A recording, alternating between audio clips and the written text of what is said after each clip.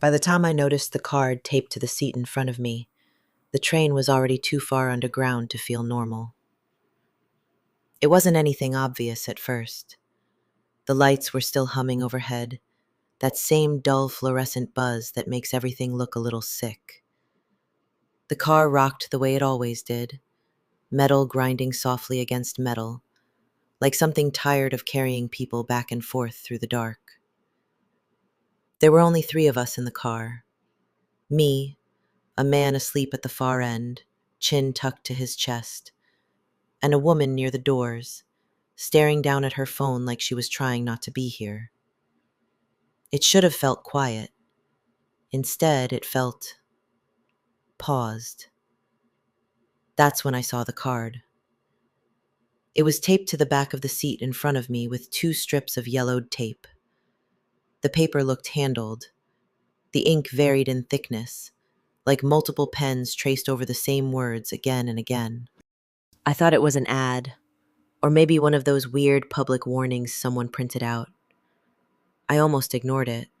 Well, I should have. But when the train lurched slightly, slowing just enough to pull my attention forward, I read the first line without meaning to. If the train stops between stations, do not look out the windows. I frowned, leaning in a little closer. There were more lines beneath it, written in the same uneven hand. Do not speak to anyone who sits beside you. Do not acknowledge your name if it is spoken. When the lights go out, keep your eyes on the floor until they return. If you smell rain, get off at the next station, even if it is not yours.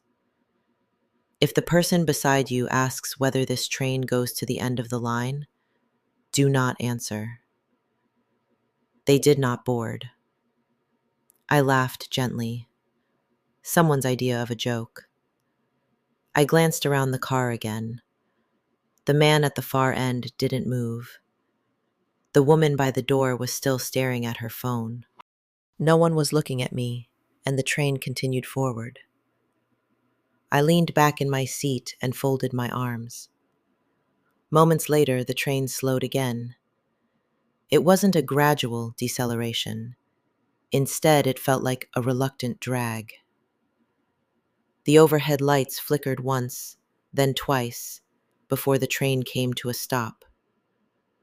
There was no announcement, just a soft chime.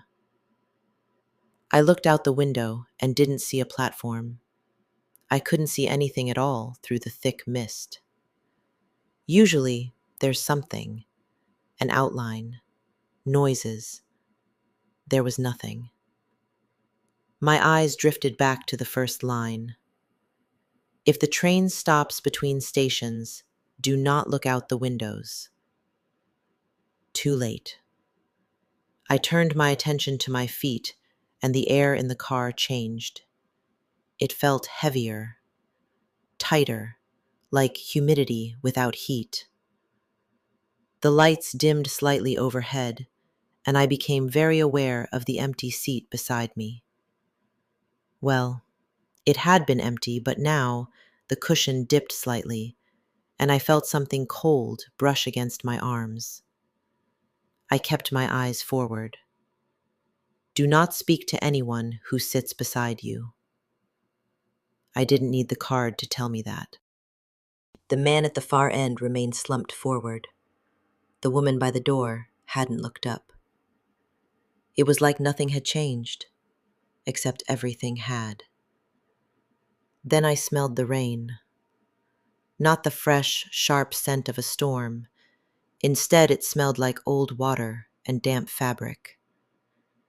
If you smell rain, get off at the next station, even if it is not yours. I swallowed. There was no station. We weren't moving, and whatever or whomever sat beside me shifted slightly. I kept my eyes forward. Then, very quietly, close enough that I felt breath against my ear, they spoke in a whisper. Does this train still go all the way home? I didn't respond because I remembered what the card said. If the person beside you asks whether this train goes to the end of the line, do not answer. They did not board. The silence that followed was uncomfortable. After a few seconds, they spoke again. You used to take this line before. I hadn't told anyone that.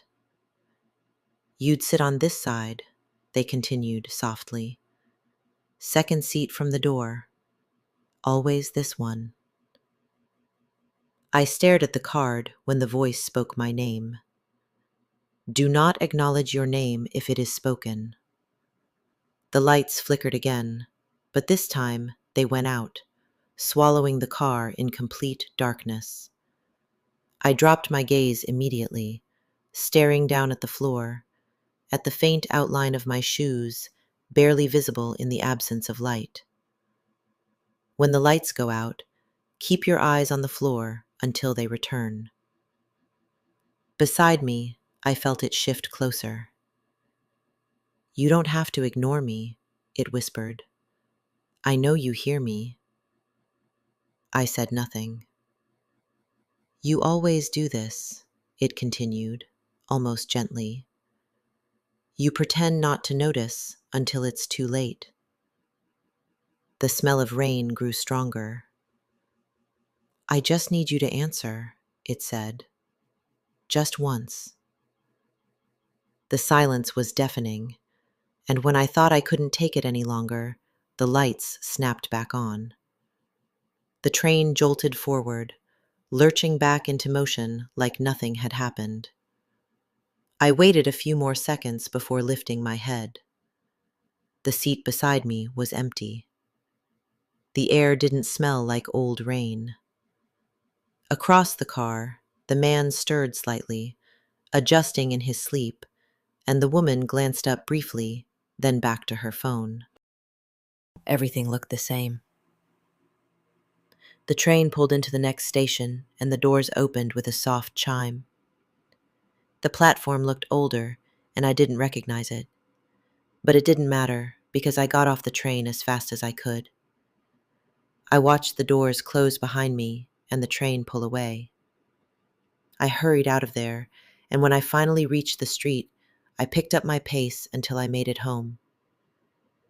I didn't know what happened. All I knew was that I felt safe in familiar surroundings. I sat at the kitchen table to gather my thoughts, to figure out what in the hell just happened. Except, I saw something on taped to the front of the chair across from me. The same paper, same yellowed tape, same uneven handwriting. But there was one more line now, written at the bottom in darker ink. If you make it home, do not sit down. Then the final line. It will sit with you again.